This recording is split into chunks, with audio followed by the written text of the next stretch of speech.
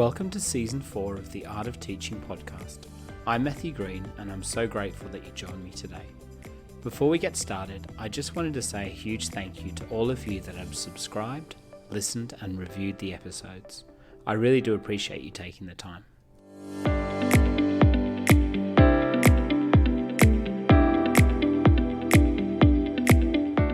Mundanara's cultural heritage is connected to the Wonnarua and Bunjalung people on her mother's side and the Birri-Gubba and Gungalu on her father's side.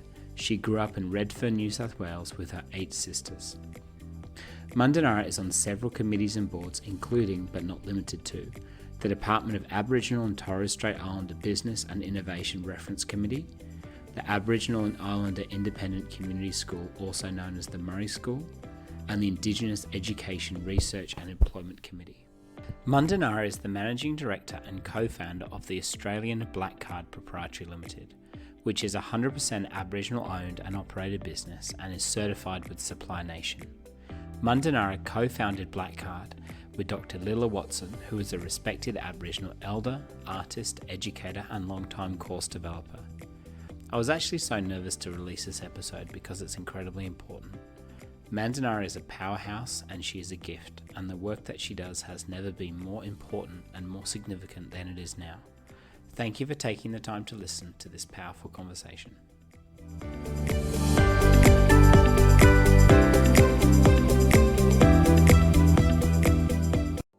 Mundanara Bayles, welcome to the podcast. Thank you so much for taking the time. So lovely to talk to you. No worries at all. Thank you very much for the invitation. You are welcome. Where are you phoning in from? I'm on the lands of the Yuggera people, and the Yuggera people are south of the Mundanara River. The Mundanara River, the original name is the Brisbane River. So now you know that I'm in Brisbane, but there's also the Turrbal people. The Turrbal are north of the river. Yeah. So now that you know that I'm phoning in for Brisbane, I'd like to acknowledge the Yuggera and Turrbal people, pay my respects to their elders past and present. And like I said, thank you very much for the invitation to be on your podcast. Oh, beautiful. It's an incredible privilege to have you. I've been a fan of your work for quite a while, and hopefully we can unpack some of the amazing work you're doing. But one of the most important questions for the podcast, what is your coffee order for when I can finally buy you a coffee? I was a soy mocha. It was Okay. always a soy mocha. Started training at the gym, so I went to the soy cappuccino. And I was kind of like, hooked on soy. And then a lot of the cafes don't do bonsoy because it's expensive. So now I've gone over to an oat cappuccino. That's a week into drinking oat milk. So look, I'd be happy with anything. Just don't give me cow's milk. I just don't do dairy well.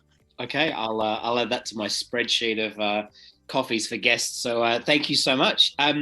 What is the best piece of advice you have ever received, or one of the best pieces? Yeah, definitely, especially being in business with my grandmother's sister. So I want to acknowledge my Aunt Lilla Watson, the co-founder of the business that I set up with her, the BlackCard. I receive amazing advice from my aunt all the time. And if I could kind of pick one piece of advice, it would be don't react, respond. Okay. And sometimes you need to sleep on it. Yeah. And I've learned literally by reacting and not responding, that it can come back and bite you on the backside. But you know what she said to me also? You don't know what doors were open for you. Yeah. Wow. So that to me, I think about it all the time in the heat of a moment when I see racism online and I want to react. I think about Lilla. Wow, that's really beautiful. It's so lovely to hear that she still has such an impact. The words that she said in your life, it's really, really, really powerful. Has that served you well over the years, just to take the time to not react? Definitely, and it kind of you feel that you're maturing, you're growing up as an adult, right? But even maturing in terms of in a business sense. So you have to kind of think about how you present yourself, how you conduct yourself, as I would just, maybe I don't go to nightclubs anymore, but if I do want to have a couple of champagnes with the girls on a Friday afternoon, I'm still aware that I represent my business Yeah. I'm in business with my grandmother's sister. Wow. And I'm also representing my family, my people, my community, my culture. So I constantly feel that I'm being like surveillanced. Wow. I feel that I'm under constant surveillance online and in the public eye as well. So that to me, it's a lot of pressure, right? It's a lot to carry with you every single day. Yeah. You can't even have a champagne without in a Qantas club. And I'm looking around literally in a Qantas club, looking around to see, do I know anyone? And I wonder if they know who I am. Yeah. Wow. Because of the family that I come from. Wow. And is that something that's really important to you, to continue your family and to represent them well? As you can hear, my children screaming in the background, but that's okay. I love it. I've got 8 sisters. I've got 5 children. So big families and loudness is what's normal for me. Yeah.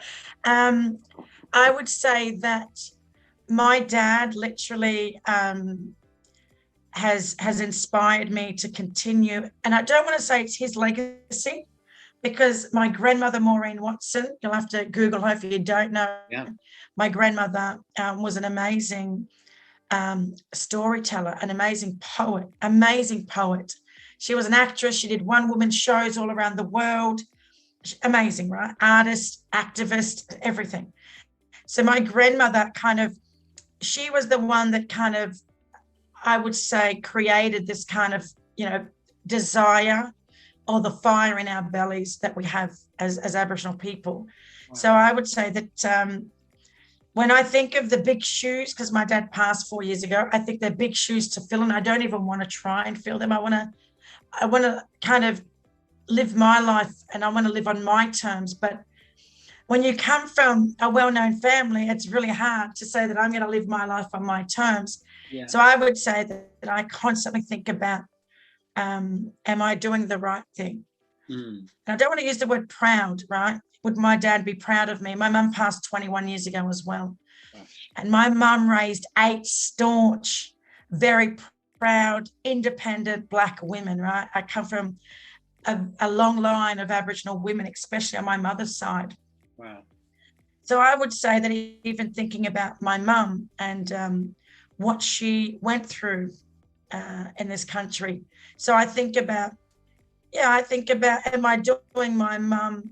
Well, am I doing the right thing? I keep thinking of the right thing instead of trying to live up to someone else's expectations, because we don't need the extra pressure, right? Because if we don't meet that expectation, then what do we feel like? We're failures, and do we blame ourselves because we haven't been able to live up to their expectation or the expectation that others have of us? So, in terms of being an Aboriginal woman and being raised and socialised in an Aboriginal culture and society, we're born into a world of obligations. I would say that a lot of non-Indigenous Australians are born into a world of expectations. Wow. We don't have the expectations. You need to do this, and you need to go that, and you need to become a lawyer and whatever. You need to marry this person and buy this property and whatever. Make sure your kids go to the best schools. It's a non-judgmental society. It's a non-ego-based society and a non-competitive society. Wow. It is such, for me, I feel privileged that I've grown up in the Aboriginal society, and I'm navigating the Western world, and I feel every day that we're walking in these two worlds, the Aboriginal world and the Western world. And it's like we're code switching to be able to interact with people from this world and then to be who we are in our own world amongst Aboriginal people and Aboriginal communities. So that's really hard for me. I would say that just the pressure of having to navigate two worlds and having to constantly describe your culture, explain your culture, and then justify your cultural identity every time we participate in the Western world, whether it's working or going to school. That's challenging and it's exhausting. So I've got to keep remembering our way, the Aboriginal way, is very different to the Western way. Yeah. And if I stick to our way, then I feel that I'm staying true to my own values and I'm staying true to my own culture. Wow. And you've got to think about, your integrity. Absolutely. And my father had very high standards, not expectations, He had high standards. Like, one of the rules was not to drink in public. When I worked for my dad for 7 years, there was no drinking at any work functions. There was no alcohol at any family functions. So there's standards, right? He set the standard, and he said, this is what I expect of you. Yeah. So, yeah, I feel blessed that I come from an amazing family. And, yeah, my dad definitely gives me strength to keep on doing the work that I do. Yeah, I mean, that's so beautiful just to hear you talking so lovingly about your family, and I think it's really, really incredible to see. And Mundanara, there's so much of your body of work that I want to talk about, and we couldn't possibly squeeze it all into our short discussion, but I'm just really curious, what was your experience like growing up in Redfern? Because you're originally not from where you're phoning from. Yeah, I'm definitely not a Queenslander. Let's make that clear. Do you support New South Wales still instead of? I bleed blue. Yeah, definitely. There's blue blood running through my veins. Born and raised on the lands of the Gadigal people and Redfern, the block. I go back 5 generations of women. Wow. I can literally prove my connection to Redfern that goes back to 1840. Gosh. But we're not Gadigal people. That's important. So we're not Gadigal people, my family. We have a historical association with that community, with the Aboriginal community, with the Redfern area. We have a historical association with that area. But originally we're from the Hunter Valley. That's my mother's country. Wow. So my mother was forcibly removed under government policy. Her mother was forcibly removed under government policy. We go back 4 generations of forcible removals. And I'm the 5th generation. I'm the first generation that had the privilege of growing up with my own Aboriginal mother and father. I had the privilege of growing up with my own siblings. I had the privilege of growing up in an Aboriginal community and connected to my Aboriginal family and identity and culture. And Redfern, I guess, from that 5 generations of connection to Redfern will always be my home. So my fondest memories, my childhood memories, are definitely goes back to Redfern. Everything goes back to Redfern. For the first 11 years of my life, living between Redfern and Waterloo, Redfern was like this vibrant community, like literally thousands of Aboriginal people and families in this one suburb. I didn't realise at the time that the constant surveillance by police, every 5 minutes, police will drive down Everleigh Street, go down to the bottom, Hugo Street, up Lewis Street, back up Caroline Street. They literally surveillanced the block every 5 minutes. And then next minute you see a stolen car come down and police are chasing them. And then you see police running through and raiding houses. Like, that was all normal. So I grew up in a community where there was a whole lot of social problems. There was a whole lot of domestic violence. There was a whole lot of alcohol and substance abuse and a whole lot of trauma. And I didn't understand at the time that was my norm, right? That's all I knew. And that's why my dad took us to Queensland in 1990. Wow. He took us from Redfern because he didn't want us growing up in Redfern. He wanted to give us, I guess, a better life, even though we thought that we had the best life ever. We were in a very safe community. To us, that was safe. Being surrounded by all of your family and all of the Aboriginal community, that was the safest place on earth to be. Wow.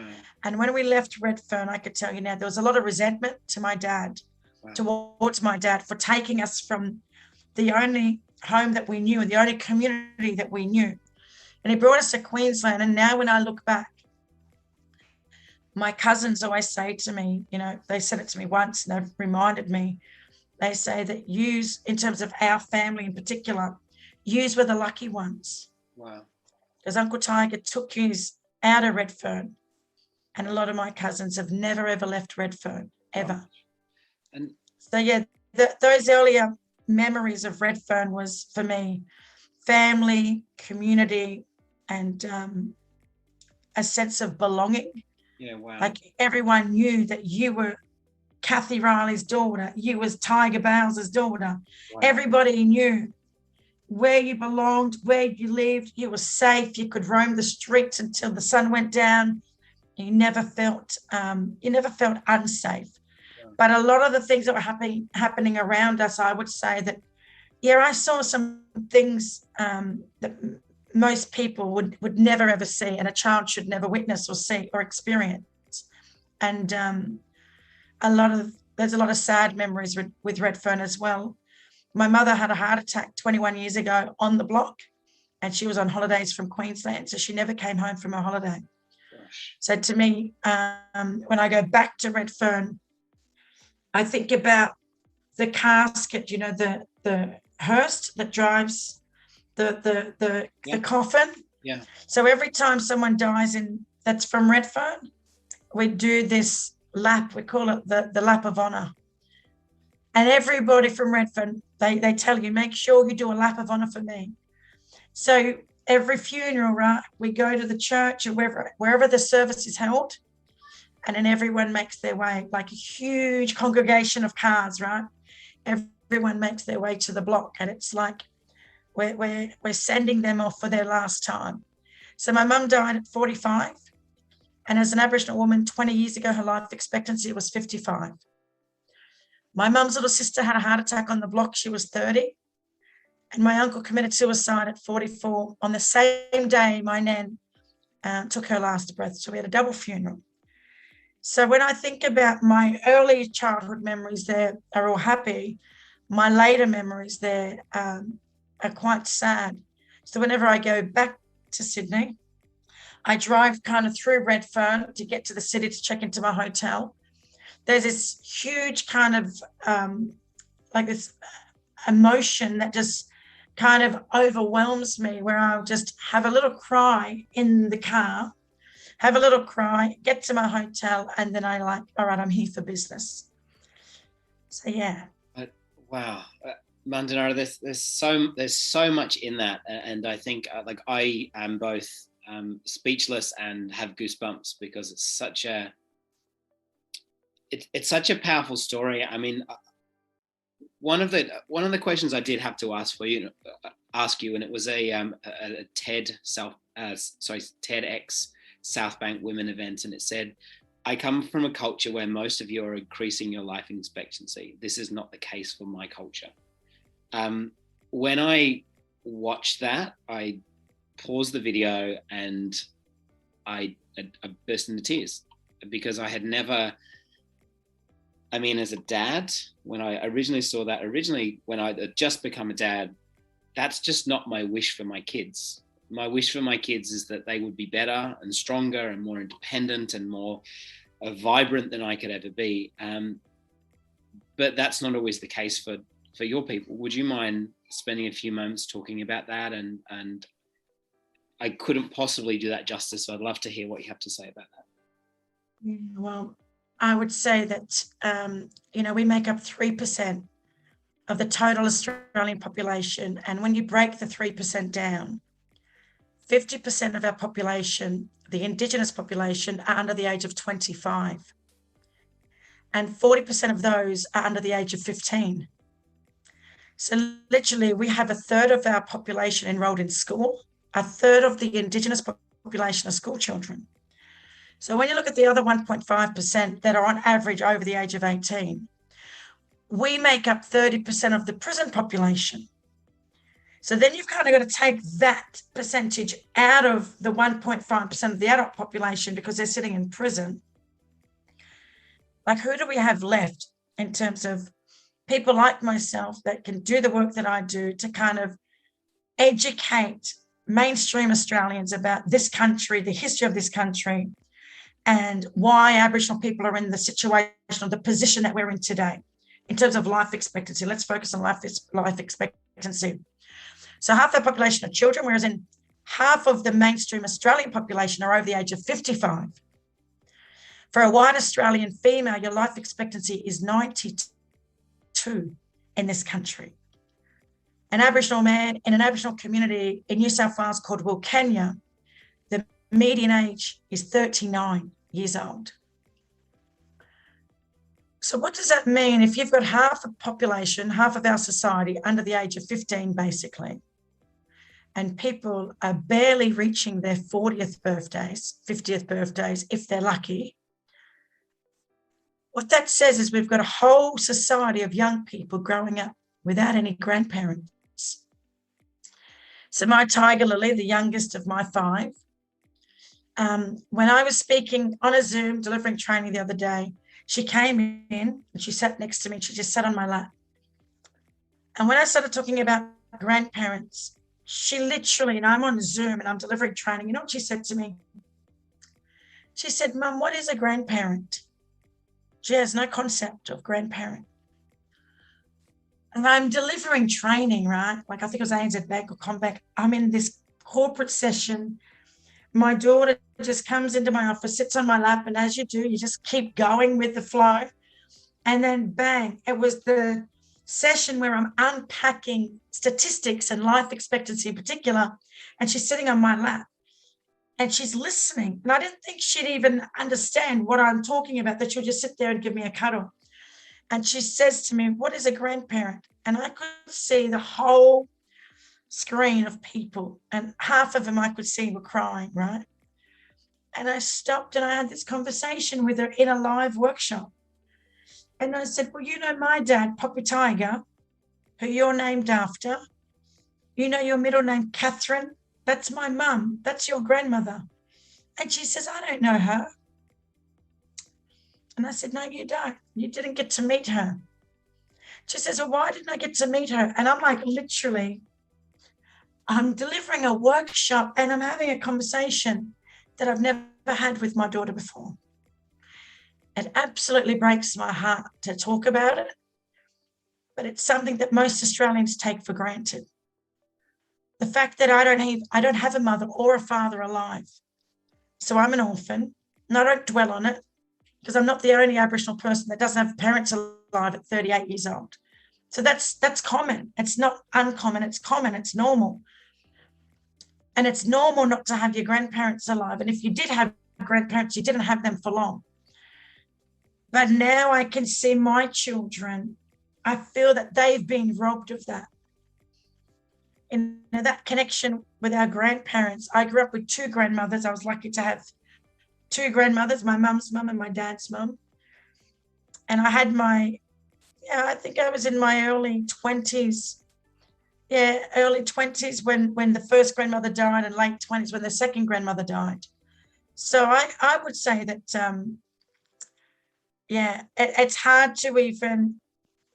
to even talk to them about why people are dying so young. That's the constant topic of conversation in our house. It's funerals, because we're constantly going to so many funerals. People who have experienced trauma, and when we talk about 5 generations on my side, on my mother's side, of forcible removals of stolen children, I've inherited 6 generations of trauma, unknowingly inherited that. My mother unknowingly passed her trauma on to me, because the science says that trauma is in the memory of the child's DNA. So I didn't even know that I've been impacted by my mother's trauma, and she was impacted by her mother's trauma. So if you've experienced trauma, you're 15 times more likely to commit suicide. Aboriginal youth are the highest than anywhere else in the world to commit suicide. 1 Aboriginal child every single week in this country commits suicide, every week. I've had 8 children, and when I say I'm on the board of a school here in Brisbane, a school that I graduated from, the Murray School. And in the last 10 years alone, we've had 8 children commit suicide from one school. And why I mention that or highlight that is because not one of those children was newsworthy in terms of mainstream media. But a young white Australian girl, Dolly, commits suicide, the daughter of a farmer, a 14-year-old girl from the country. And most of this country will remember the story of that young girl. But you know what? The amount of funerals that we go to, I would say 95% of the funerals are all suicide. 95% of the funerals are suicide. and 99% are under the age of 25. That to me breaks my heart, right? That we go to so many funerals and they're children. And when my children say to me, you know, Mum, when are you going to die? Like they ask me like all the time, are you going to die? So if we go to a funeral, the topic of conversation for about a month is death, to the point where they will get so upset and emotional that now they're distraught at the thought of me not being here.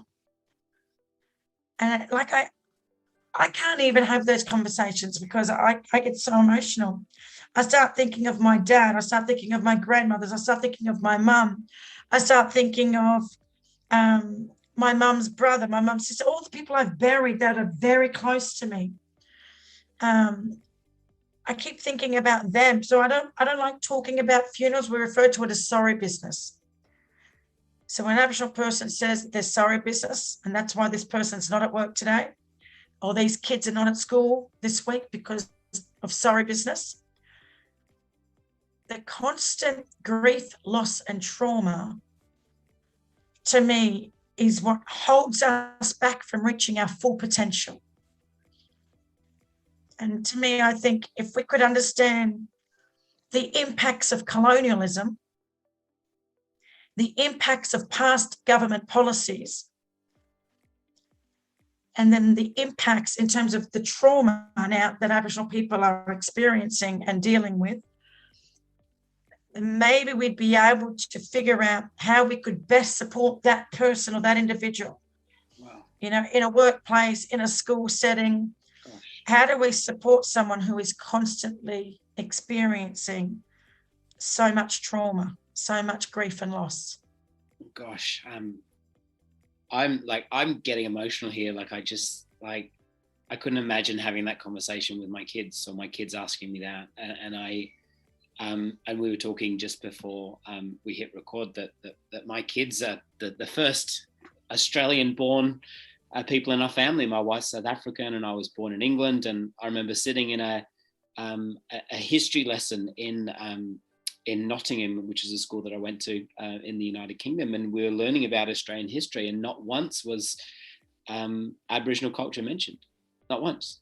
We learnt about Cook and everyone coming and doing all the horrific things that they did, and not once did we hear about the richness of Indigenous or Aboriginal civilization and culture. And when I came to Australia, like I'm a teacher, like I teach little kids. And we weren't taught in university. We definitely weren't taught in high school. And so for me, I'm on a journey of trying to figure out what on earth happened in this country, the country that I call home. And I'm so grateful for it. But I'm also aware that I'm a visitor in a country that was not my birthplace. And how do we even?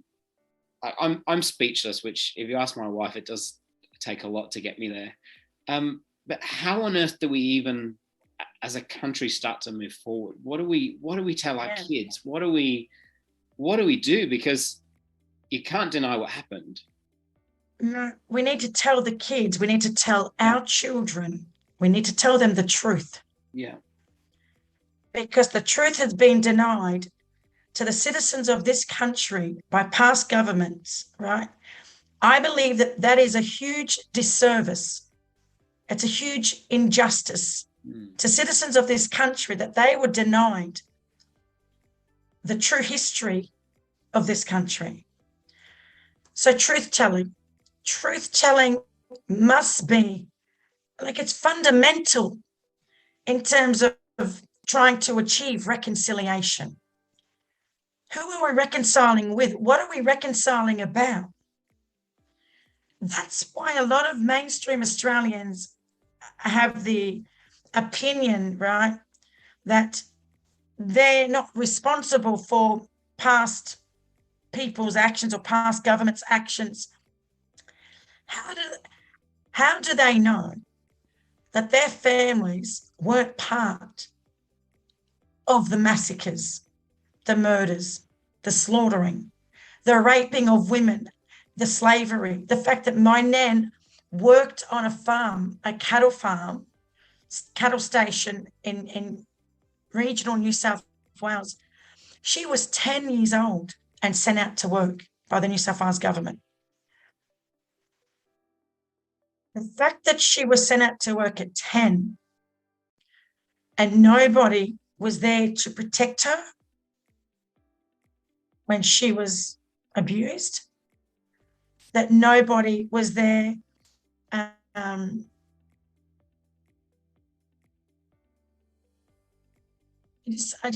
think about my nan because I've got a 10-year-old, I've got two little boys, one's 10 and one's 9. And I just can't even think of the thought, like literally, of them being forced to work, but not only forced to work, but to be taken from their families and sent so far away from their families with strangers, with people that they have never seen in their lives. They don't know them from a bar of soap.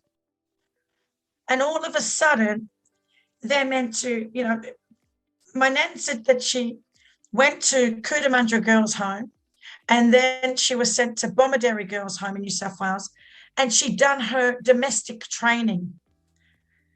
And they basically made you work like for 18 hours a day in the institution, right? Then you are employable and sent out to work. My nan ran away so many times because I've got all of the archives. I've got my nan's file now. She was mischievous. She was rebellious. She didn't, and she in the end, she just wouldn't have a bar of it in terms of the treatment. My nan literally, the first employer that she went to, they tied her with a chain on the front deck of the house. They tied her up like a dog so that she wouldn't run away. So this is what they used to say. They would tame the Aboriginal, the native, tame them. So tie them up so they don't run away. She wasn't allowed to sleep in the house, right, because she was Aboriginal. This is a 10-year-old little girl. So the living conditions, right, the dogs got treated way better than these little girls from my nan's experience. She ran away, and I've got a letter. I'll share this with you one day. She ran away from this one employer that night because she refused to eat the meal that was separate to the meal that was cooked for the rest of the family. That was my nan. By that stage, she was 12 years old then.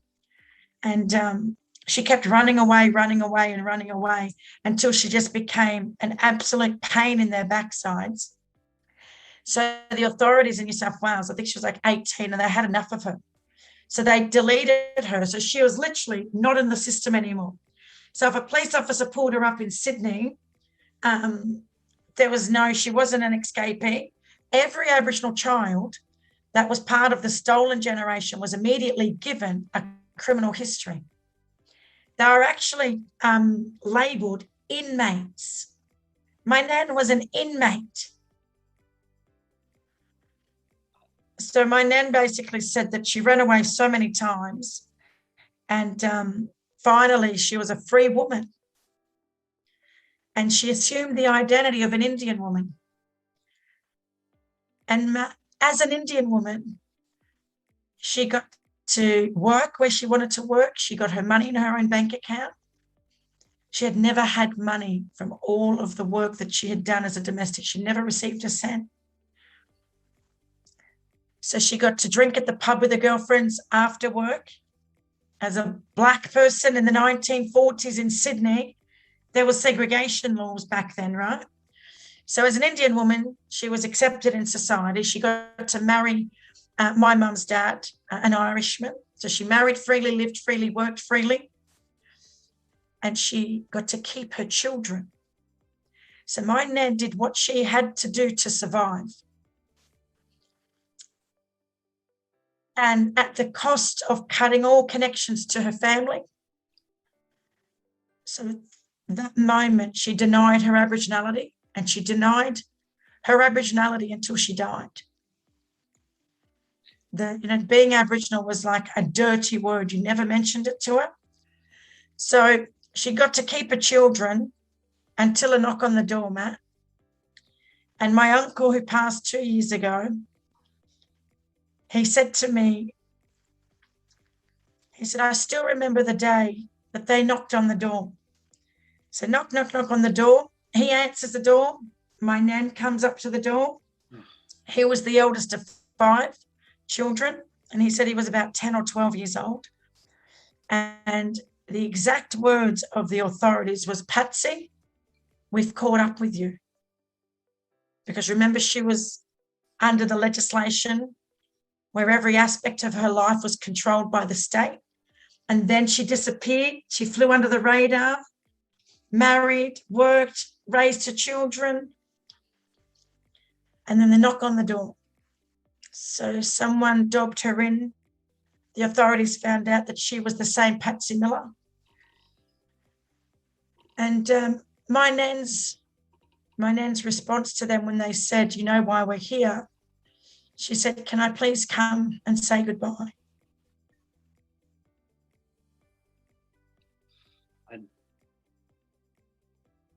What an incredibly brave and strong and courageous woman. I couldn't imagine a 10-year-old having the courage to be able to do that.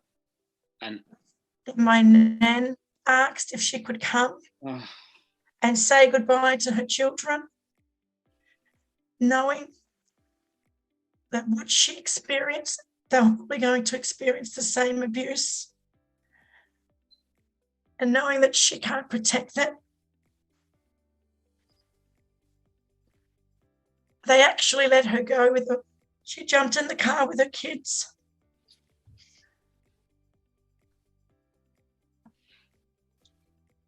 And she never forgave herself. She never forgave herself. And my mum never forgave my nan. My uncles never forgave her. She had to live with that guilt for the rest of her life. There's a lot of our grandmothers that are still alive, that are still carrying the trauma of searching for their children. And that to me breaks my heart, that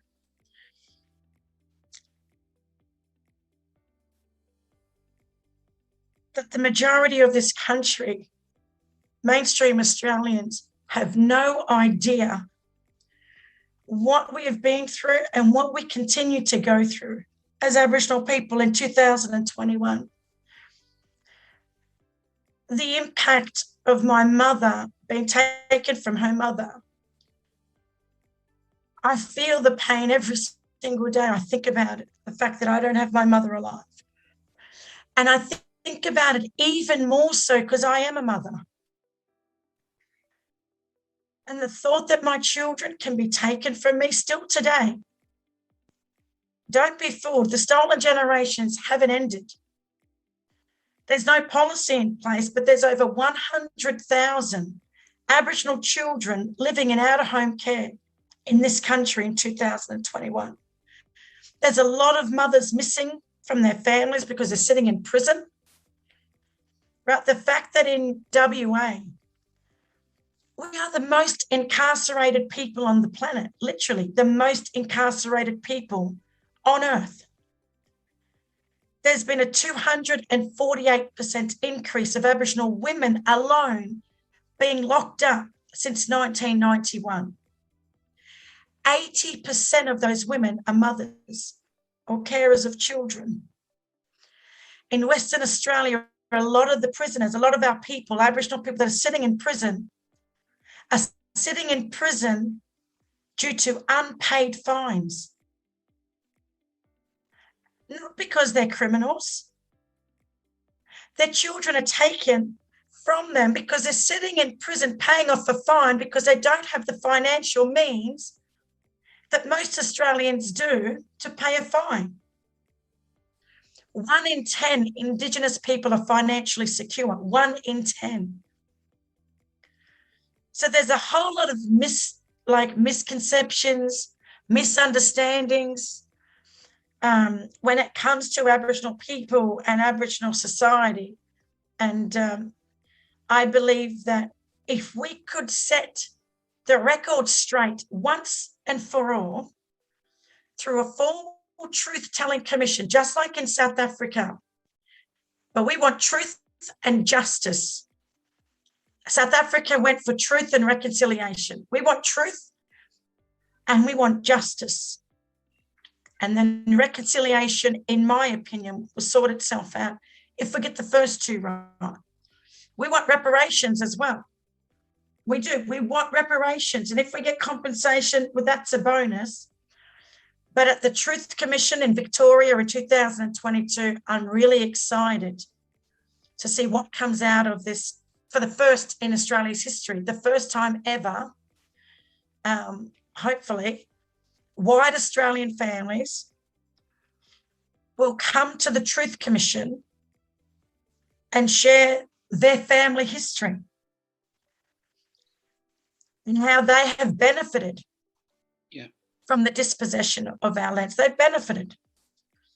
And I think that really needs to be understood, because there's no generational wealth that was ever passed down.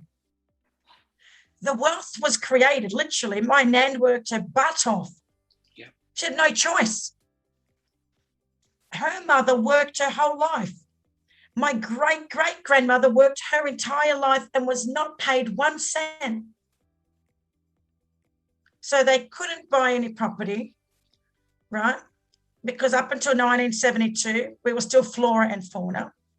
So you couldn't buy property as an Aboriginal person.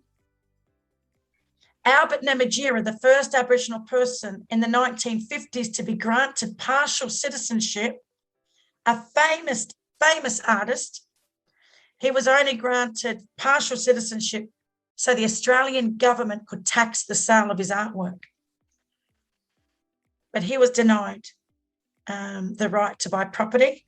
He wanted to buy a cattle station and just outside of Hermannsburg in the Northern Territory. And as an Aboriginal man, he couldn't buy a business. But he said, no, I've got my piece of paper. I'm a citizen. And they said, no, that means nothing. Wow. That needs to be told, right? These stories need to be told. They need to be shared. And hopefully that will actually bring us together in this country.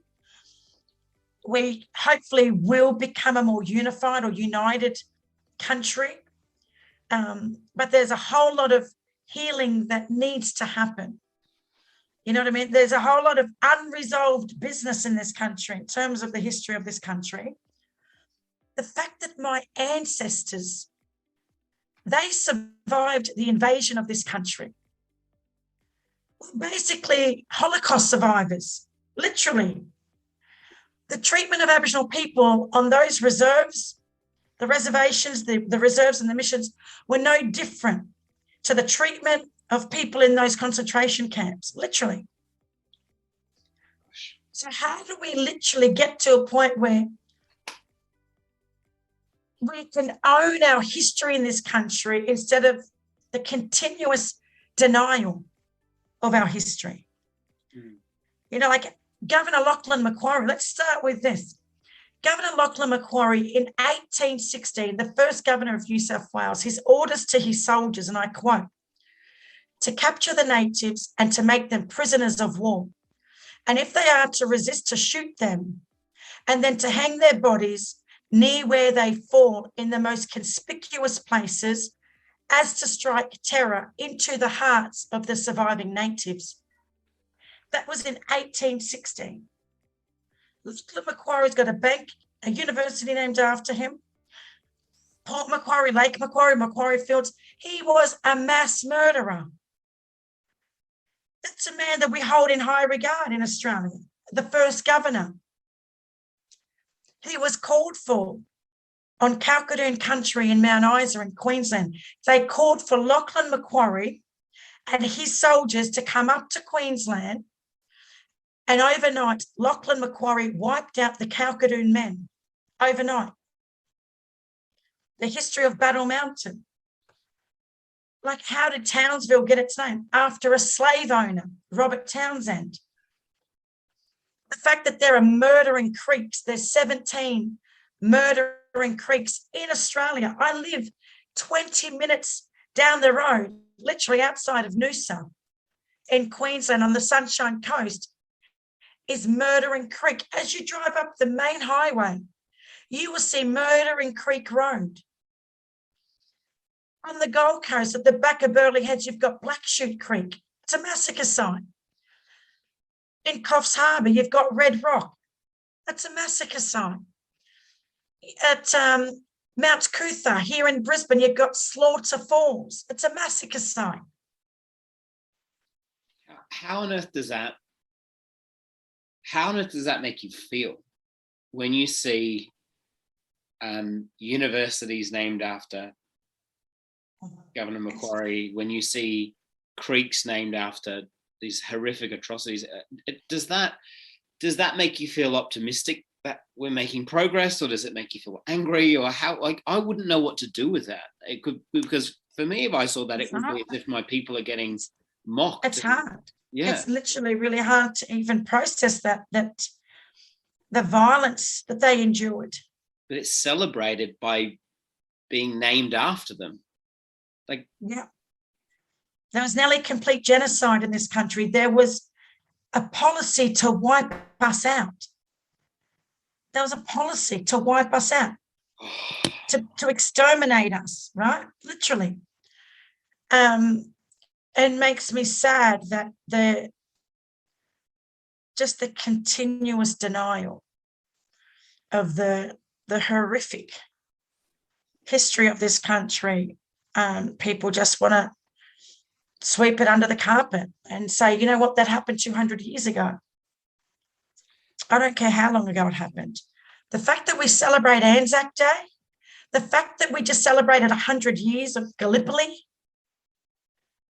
So there's double standards in this country. There's double standards on what we want to acknowledge and what we want to celebrate and what we want to memorialize and what we want to forget about. Not just forget about it, but just like complete denial that it even happened. You know, why, I don't know. I don't know why Australians, and white Australians in particular, why don't you want to know your own history in your country? If this is your country and you call this place home, then you have a responsibility to know your history. You have an obligation to learn your history. Your children have a right to know the history of this country. So I would say that every one of us that are parents, you know, we have a responsibility, and we need to see this as a personal responsibility. But I'm going to do this so that, you know, my children are not sitting here having these conversations in 30 years' time, right? Yeah. Mundanara, when you think of, when someone says the term Australian, what do you think?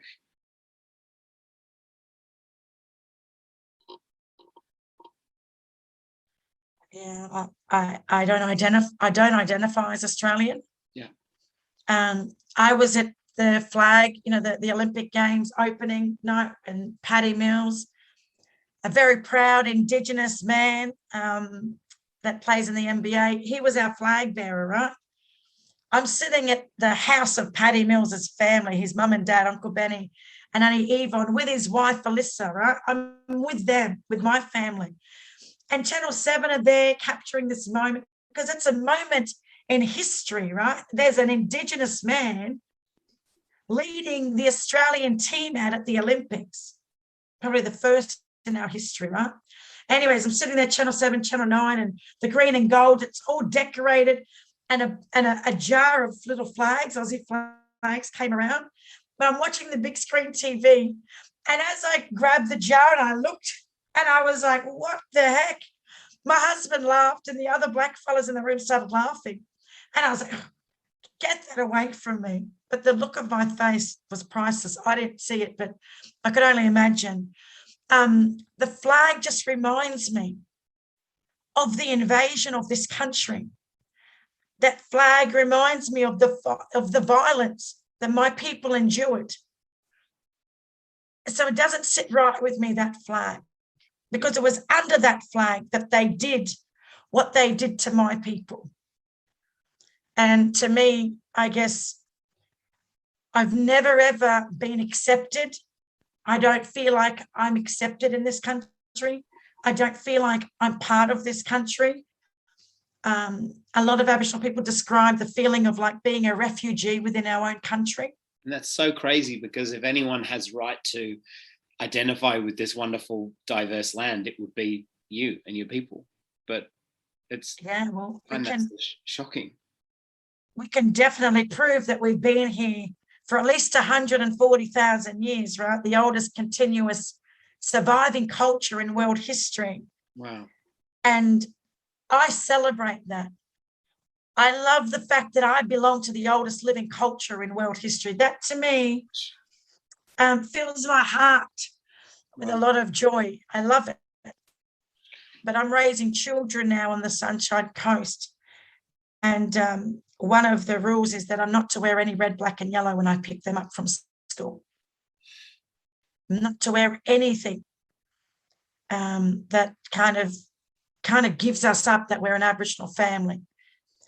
So my children now are struggling with identifying as Aboriginal in their new school. Wow. Wow. So even though I'm very proud of my culture and I come from a politically active family, we've been at the forefront of our kind of political movement since the 1960s. I've inherited that and I will celebrate that. And I have to continue the fight for my family and for my people and for this country, for my children and for the future generations. Wow. But to have my kids kind of tell me that they're embarrassed if I wear, a clothing, the Gap always was, always will be T-shirt or any merch where I'm representing an Indigenous business, it makes my children feel ashamed. Gosh, how do you feel when you see the Aboriginal flag?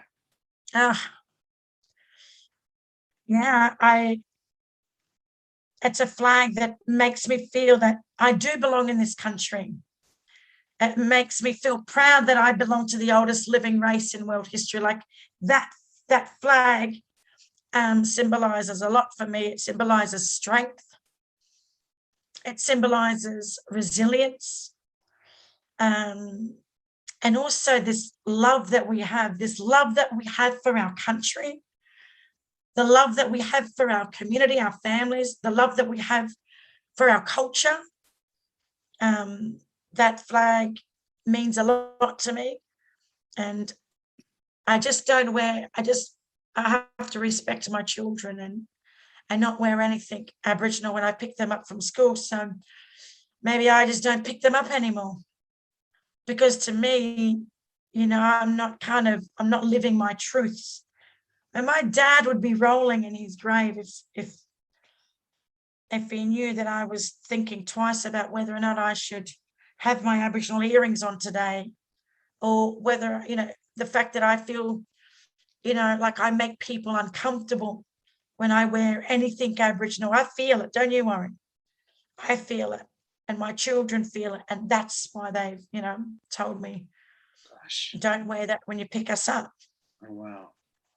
Mundanara, another one of your quotes that I paused when I heard it and burst into tears.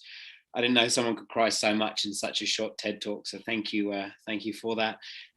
You say that the most inhumane things have been done to our people, and yet we are still here. We are still welcoming people to our country, and we are still willing to share it with everybody. And as I said, as someone who calls Australia home, I've been here 20 years, which is a lot less than your people have.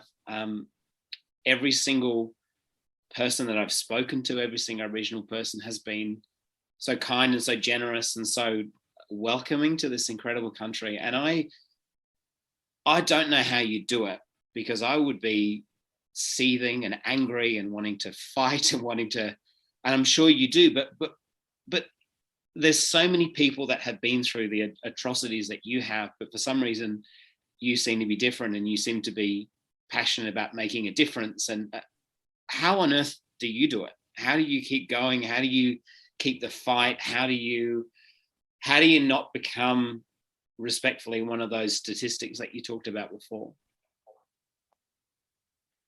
I was raised by the most amazing people. Like my mother and father were just the best parents that you could ever ask for. And the fact that they raised us as very proud Aboriginal kids and gave us Aboriginal names to be proud of, just thinking of what they went through gives me strength every day to continue the work that needs to be done in this country, so that my children have it just that little bit easier than what my experience has been like, what my parents' experience was like. And the fact that I am a mother, I've got to be the example for my children, and that's important to me. And I've got to continue the Aboriginal way, like my grandmother used to always say, to see the good in people, to see the good of people, to speak good of people. Gosh. She was such an amazing woman, my grandmother Maureen, such an amazing woman. And I believe that, you know, we've got this great understanding, Aboriginal people have this great understanding of what it means to be human. So treat people the way you want to be treated. And not to judge people. We are literally a non-judgmental society. Not to judge people, not to assume that you know what that person has been through, unless you've walked in their shoes, right? My grandmother used to always remind us. But this kindness my grandmother had, she always used to say, when people are being racist towards you, just smile at them and kill them with kindness. And that's really hard sometimes. Wow. But I did it the other day. I was abused, racially abused in front of my children outside of a football game on Saturday. And I went to Instagram Live for the first time ever. I did a live. I didn't even know how to end it. Yeah. And I just was racially abused by these two older white men, and in front of my kids. And I smiled at those two men and I kept walking. And my 11-year-old Lameki, he said to me, Mum, did they just swear at Tiger Lily? So Tiger Lily was walking in front of me and my 11-year-old was walking behind me, and the rest of the kids were still at the game. We left 10 minutes early to get to the car. Yeah. Anyhow, my 11-year-old said, were they swearing at Tiger Lily? They're in their like late 50s, early 60s. Who does that? And I said, no, they wasn't swearing at her. They were swearing at me. And he was like, what? So he's looking back at them and he's looking at me and he's like, well, why did you let them? Why didn't you say something to them? And I said to them, Lameki, I've got my children with me. I'm not going to make a scene here, because then you're going to witness that. Tiger Lily's going to witness that. What if the police get called and I'm the Aboriginal person, because I'm probably going to be seen as the perpetrator, right? I said to Lameki straight away, I said, don't lower yourselves to their standards. When you experience what I just experienced then, I said, we're better than that. That's why I kept on walking. And then he said to me, but Mum, why did they swear at you? And I was wearing always was, and on the back it said always will be, an Aboriginal T-shirt, right? And it's the latest merchandise from Clothing the Gap. So I've got to show you now because it's just my favourite T-shirt. I will. That's me at the football game. That's awesome. I love it, right? Anyways, starting conversations through fashion. That's what Clothing the Gap is so good at doing. So if you're not following them on Instagram, you got to follow them. I will put all of those links, Mundanara, in the show notes so people can get access. It looks amazing. Yeah, well, I literally just said to Lameki that, it was my shirt, that they read my shirt and they wasn't happy with the truth. And he literally responded with, Mum. He says this to me as Mum, I hate when you wear this stuff. Why do you have to embarrass me? He's like, it's embarrassing. Stop wearing this stuff when we go out. And I just said to him, you know what, Lameki? I'm sorry you feel that way. And I'm sorry that I make you feel like that.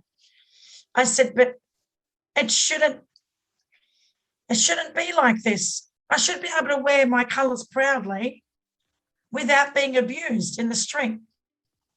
So we went to Instagram and me and him had a conversation to share with people. I wish I'd seen that. How it's still on my page. You got to go to my page. We'll go check it out. Miss Bayles 83. That's my personal page. And I don't mind if you follow me, if anyone wants to add me. But I thought that it was important in that moment to have an open conversation with my son. And I think that he's old enough to have the conversation with because he's now seeing it and experiencing it and trying to figure out why this is all happening. But yeah, I would say that children shouldn't have to experience this, right? They shouldn't have to experience or witnessing their parents being racially abused. No. But yeah, look, kill them with kindness. That's what I did. I smiled. And later on, my kids said to me, the older kids are 19 and 16, they didn't even know what had happened. So I jumped in the car, they jumped in the car, and we drove home. And I never mentioned a word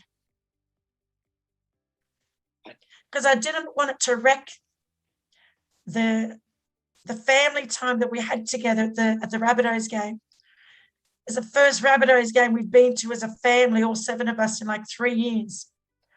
And to live on the Sunshine Coast and have the Rabbitohs here on the Sunshine Coast in our neighbourhood, to me, that was like, it's another memory that we're creating for our kids. So I wasn't going to let those two people ruin our day. Mundanara, you just brushed over something which I have to ask you about. And I'm a white male. When I call the police, I know that they're probably going to take my side of the story. And I just couldn't imagine, and I'm ashamed to admit that. I couldn't imagine being in that position where you know that if you call people that are supposed to be there to protect and to help and uphold the law, that the likelihood is that your opinion won't be valid. I couldn't imagine what that's like. Not only that, Matthew, but you'll probably be arrested. And I'm talking from my own experience now.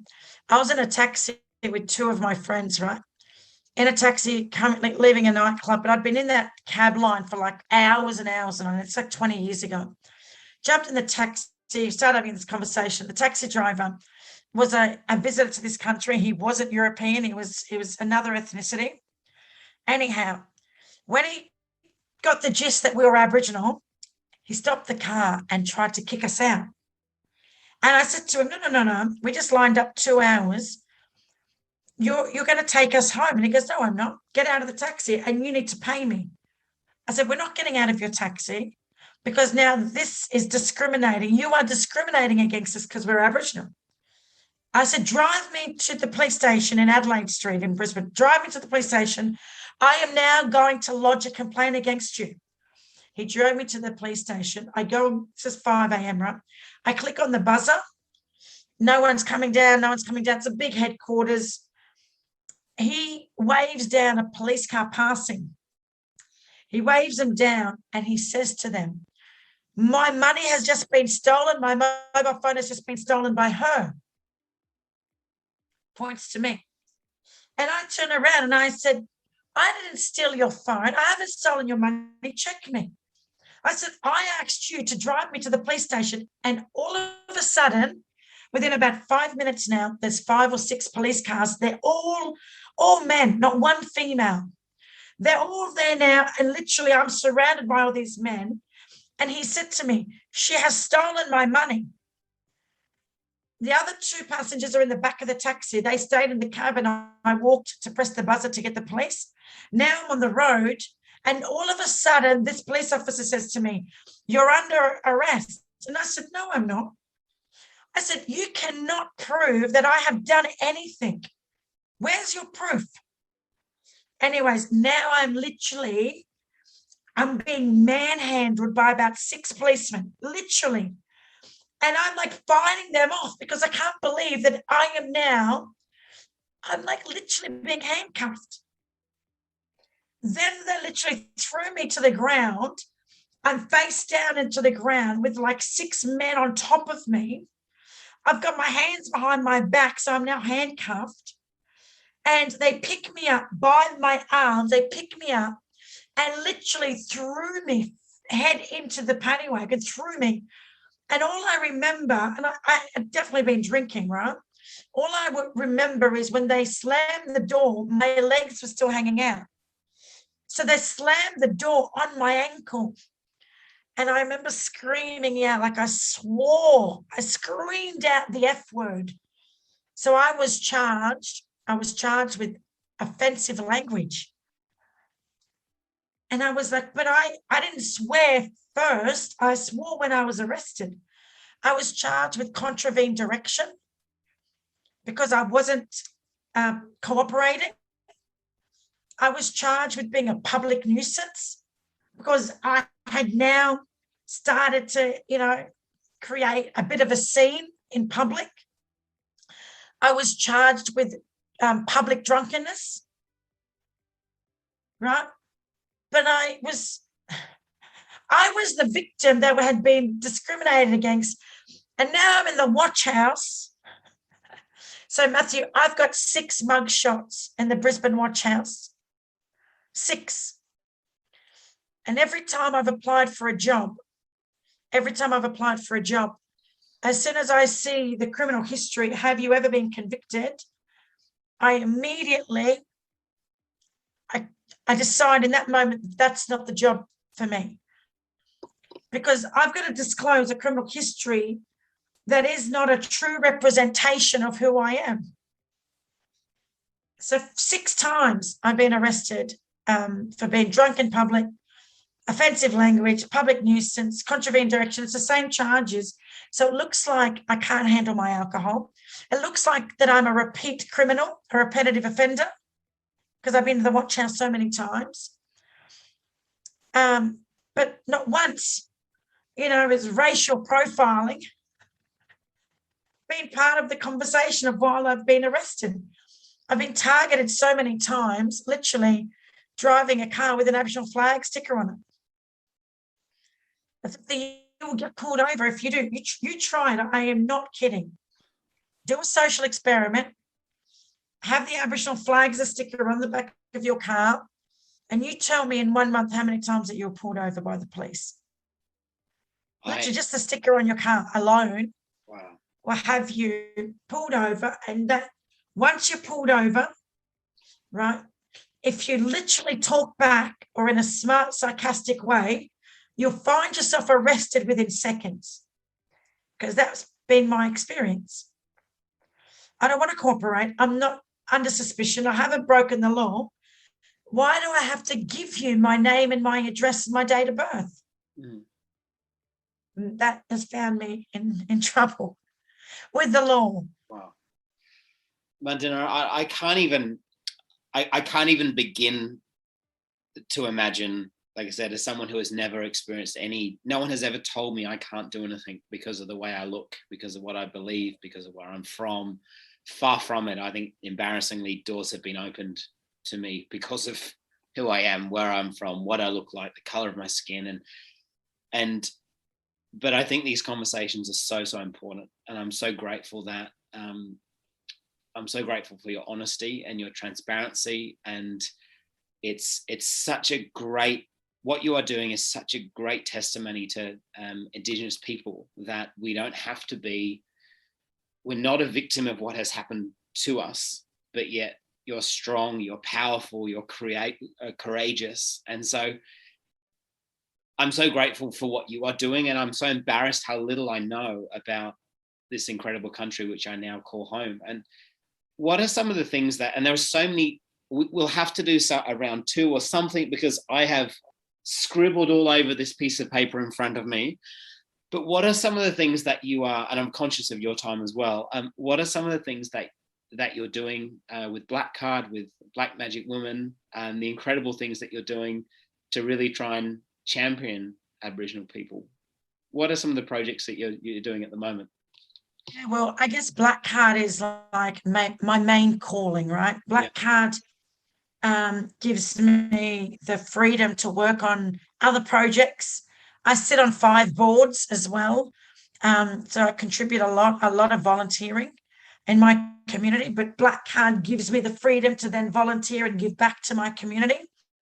So delivering training, I'm online every single day. I constantly am delivering training.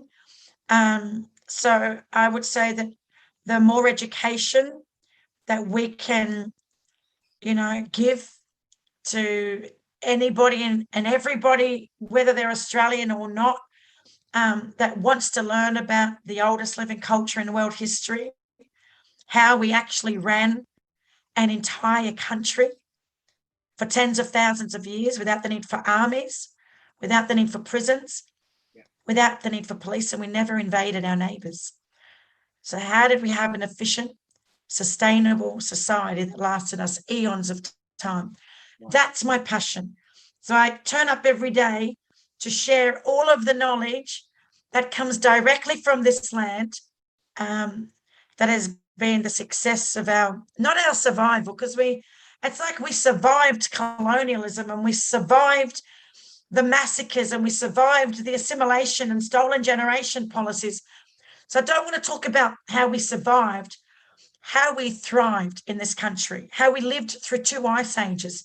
Yeah. That to me is what I love doing. I love the work that I do at BlackCard. If you want to call it cultural education or cultural capability, BlackCard training. So if you want to engage with BlackCard, we've got public workshops so you can register as an individual. And if you're a student, send me an email and I'll make sure that we waive the fees for you to make it possible for you to participate in our training. Amazing. Black Magic Woman. That's an incredible platform. Podcast. It is like, you love it? It gets me fired up in the car, like in Sydney traffic. I'm listening to it, go, oh my goodness, this is amazing. It is. Sorry, I'll cut you off. It's amazing. It's amazing. No, I love the fact that, because I come from amazing people and an amazing family, that I'll tell you now, Matthew, I'm privileged. I definitely am privileged, right? That I could pick up the phone and I could talk to anyone. Literally, I could talk to anyone in the country, especially if they're Indigenous. If it's a minister like Ken White, I can ring his people up and say, I would like to talk to the minister. And he would say, and he has said, what are you to Tiger Bayles? And then I said, that was my father. Oh, look, we have to talk. Of course, Mundanara, I'll give you an hour of my time. Do you want 2 hours of my time? So I feel privileged, and I've benefited, and I do benefit from the relationships that my father had with a lot of people, especially non-Indigenous people that are politicians and people of influence, right? So the podcast gives people, it's like a platform that I use to amplify Indigenous voices. Yeah.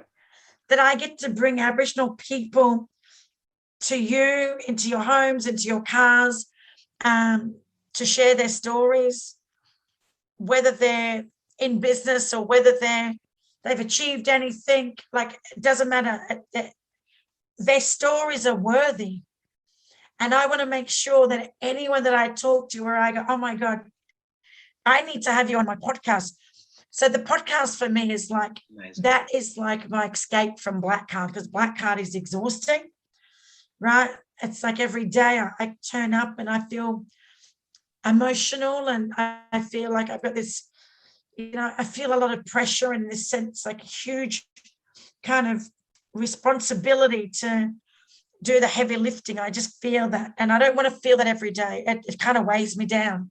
So the podcast kind of, it's like where I feel uplifted, and I feel like every conversation I have with people like yourself tonight, every conversation I have with people, I walk away from that and it's like my spirit is like re-energized. Yeah. I feel that my cup is now full from a day of being drained in delivering training and engaging with people that sometimes I feel like they're just kind of draining every bit of energy out of me. Then I, do a workshop and then I go straight into a studio and I'm just like back to like, wow, now, I know why I do what I do and I've got to keep doing what I do, because people that I've had on my podcast, more and more people are hearing more successful Aboriginal people. They're engaging with more Aboriginal businesses, and hopefully they're feeling more and more inspired by hearing those stories. Mundanara, it's incredible. I've been trying to make my way through the body of your work, and you keep adding more episodes, and there's so much there. And can I just personally thank you? I went to university at Sydney with my beautiful wife, who and every single day we walk past Everleigh Street every day. I actually feel at home getting out of Redfern Station and walking down to Sydney Uni. And I had no idea. Embarrassingly, I had a perception of Aboriginal culture. And thank you for the work that you're doing for so many people, myself included, to really redefine what that is. I mean, I only saw snippets. I saw people have their handbags stolen and people getting shouted at, and I just hadn't taken the time to even wonder why that was the case and what had happened in some of these incredible people's family. And I was talking to this Aboriginal gentleman, and he was one of the kindest, most wonderful people I've ever met. He was asking me about my studies and talking to me about what country I was from, and I just thought, for the first time, I just realized the incredible beauty in that area, especially at Redfern and in your people. And I wanted to thank you for that and the work you're doing. And I have so much to learn, and I can't wait to get a reading list or something from you where I can start to learn the actual history and the proper culture of this beautiful country. You're making me miss. Oh, it's so like my wife and I miss my family. I miss Redfern. Yeah. I miss my community. I miss everything. Yeah. And you know what? My sister just moved into Everleigh Street. Wow. I get to go back to Everleigh Street now, and I get to sit in her house. Her children are now the block kids. They're now the 6th generation growing up in Redfern. So you know what? It's the next generation now that are coming back to Redfern, and we're bringing those memories, or we're kind of making new memories, right, back in Redfern. So you're making me miss Redfern. I was meant to be there yesterday, but I just want to say, Matthew, if we build a relationship like we have, and we can just share our stories, and most importantly, see us as human beings. Yeah. Just to see us as human beings first and foremost. Take us out of the box. Oh, she's Aboriginal. She's an Aboriginal businesswoman. Oh, she's my Aboriginal friend. She's an Indigenous podcaster. Like, we don't want to be in the box, because the box is limiting us, and it limits people's views of us, of what we can achieve and what we can, literally, and how we just, how we can participate in society. Like, we don't want to be held back, and we don't want to be in that box. Wow. So I just think that through building a relationship, you'll see that we share a lot more in common with each other than we do have differences. Yeah. And the only way you're going to know those commonalities and understand what connects us is through investing in relationships. Yeah. Gosh, Mundanara, there's my children are banging at the door. I have so many questions, but I'm just incredibly grateful for your work and that you would take the time to talk to me tonight. And I think that's a wonderful place to wrap up, because how long did it take though, Matthew? How long did it take for this to happen? Let your listeners know. A long time. Yeah, a very long time. But can I just say, Mundanara, the full credit to your team. Everybody that I have spoken to or received email correspondence with from your team have been wonderful and professional. And I don't know what you're doing there, but the culture you have is amazing. And so please take that as some wonderful positive feedback. It's taken a long time, but it's well worth the wait. And I will be continuing to follow your brilliant work, and please keep it up. And thank you for taking the time. I love it. And can you please pass my love to your beautiful wife? Because if it wasn't for her, I could tell you now that all of her advice, with literally launching Black Magic Woman podcast, her genius in the area of marketing and promoting Black Magic Woman, and being able to really, from the first moment that we launched it, from the first social media post, your wife wrote that for me. So she helped me literally start off and build those foundations really professionally, that I look back now and I look at the Instagram and how it all looks, and I was like, man, we look pretty deadly, but people don't realize it. I turn up. I'm not the person that does this. I'm not the person that writes the post, and I'm not the person that gets it all out there to keep the listeners, downloading and tuned in. Yeah. So Aziza, your wife, was part of my journey to start my Black Magic Woman journey. So give her my love and let her know that I'm very grateful that she came into my life at the time where BlackCard was going nowhere, and I launched Black Magic Woman. And now Black Magic Woman, and she probably is thinking the same thing, like, man, this is like really taken off. So give her my love, please. Yeah, I will definitely. And it was so lovely to see her. My kids are giggling. It's so lovely she really came alive during that project. And she's so passionate about telling stories that matter and telling them in a way that upholds their significance and their beauty. And seeing her come alive doing that project was really wonderful. So thank you. And Mundanara, I cannot wait for a round 2, and I will be very closely following your work. I'm so grateful for you taking the time. Thank you so much. Oh, you're welcome. Thank you. Much love to you, Matthew, and have a good evening. And I would say, if I could say one thing to each and every one of the people that are listening, if you can, try and find Indigenous podcasters, First Nations podcasters, First Nations media, newspapers, online media, First Nations Twitter handles, LinkedIn pages, and literally that's the way that you can start kind of dipping your feet in and trying to find out, who's in this space and what can you learn from them. So there's a lot of us out there doing this great work, and I don't want to take all the credit. So thank you. Thank you, Mundanara. I appreciate your time, and I'll hopefully talk to you at some point in the future.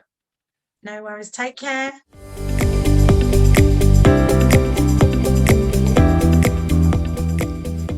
Thank you for taking the time to listen to the Art of Teaching podcast today. I hope that you, like me, got some valuable insights out of our discussion. For show notes, please visit theartofteachingpodcast.com. I've one favour to ask. If you could please head to the iTunes page of the podcast and rate and review the episode. This would really help to get the interviews and resources to as many people as possible. Also, I've created a private Facebook group so that we can continue the discussion after each episode. The link is in the show notes. Thank you again for listening, and until next time.